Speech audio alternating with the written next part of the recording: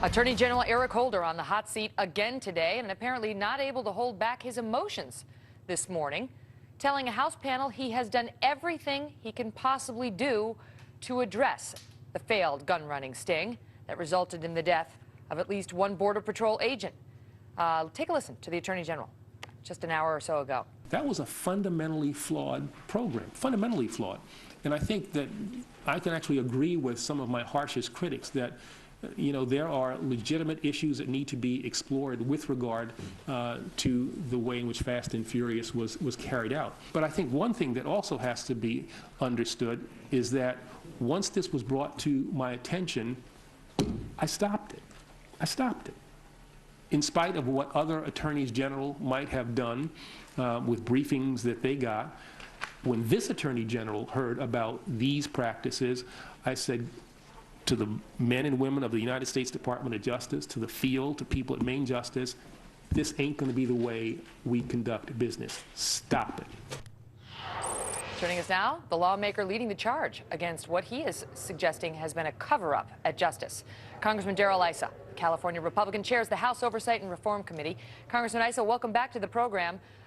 This is a different committee today that the Attorney General was before. I want to get your reaction to that, at the end of the day, he stopped it. And then I want to talk to you about something else he said.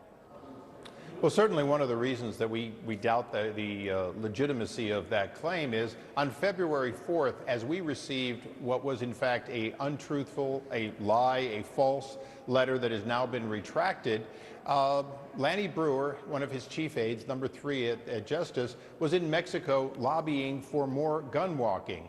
Additionally, the evidence shows that Jaime Zapata was killed with a similar program weapon. In other words, this was a policy change that apparently happened and continued up until fairly recently. We need to get to the bottom of it. The IG, the Inspector General at Justice, has 80,000 pages.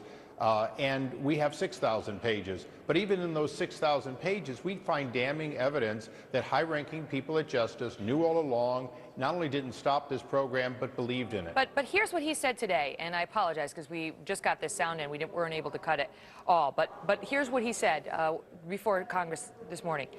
I have never said or tried to defend the program. What has kind of bothered me is that we've taken something that we actually share a concern about, and it's gone from that and mushroomed into the political sphere where people ask for resignations, where I am threatened with contempt. I want to talk to you about both, because I think he's talking about you. People asking for resignations and threatening him with contempt. Well, I've never asked for his resignation. The president Not necessarily his, but somebody. Well, I've never asked for the resignations. I've asked for people to come before our committee. Some have taken the 5th. Others we're still trying to get. I have told the Attorney General that it is contemptible, and I will seek, if necessary, contempt of the House if we can't get cooperation under the Constitution in our investigation. As I said earlier, 80,000 pages to his own Inspector General, less than 6,000 to us.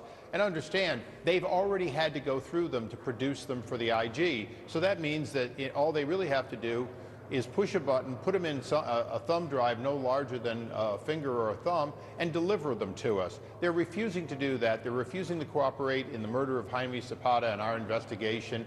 And in fact, that's the reason that I told the Attorney General I needed a level of cooperation I wasn't getting.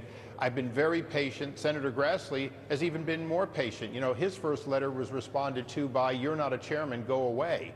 So this is an investigation I didn't seek out. I took it because the Senate majority, the Democratic majority over there, wouldn't take this case on. I took it on. I want to get to the bottom of it. Most important, Megyn, I want to get the families the kind of answers they deserve. Well, and I know, and you mentioned Jaime Zapata, and I want to talk about him in the time we have. And our viewers may, by this point, know about Fast and Furious and know that it was linked, botched gun running sting where we let the guns walk into Mexico. Drug cartels got a hold of them. We knew it.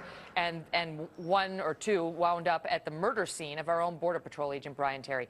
Jaime Zapata's case has gotten far less attention. And you are taking a closer look at that and saying, this is a separate gun, this could be, you believe, a separate gun-running sting that we allowed outside of Operation Fast and Furious that led to yet another American Border Patrol agent being murdered. Yes, actually an ICE agent, and Sorry, ICE. you're absolutely right.